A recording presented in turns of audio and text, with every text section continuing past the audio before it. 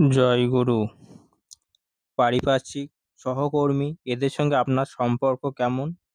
পরম পূজ্য শ্রী শাস্ত্রদেব বলছেন, যদি কারোর সাথে আমার সামঞ্জস্য হয় না, সবটাই যেন বিষময়, তাহলে বুঝতে হবে আমি ঠাকুরেরও হতে পারিনি, এখনো ভালোবাসতে পারিনি তাকে।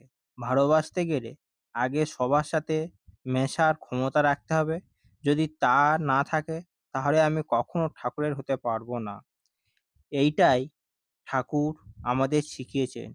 ঠাকুর যা আদেশ তা আমরা করে ছাড়ব। কিন্তু এখানে আরও একটি কথা আছে, যে কাজটা ঠাকুর যেমনভাবে করতে বলেছেন, যেমনভাবে তিনি করেছেন, তেমনভাবেই আমাদের করতে হবে, অন্যভাবে করলে হবে না। তা না হলে তো আমি আমার সংস্কারে পড়ে থাকব।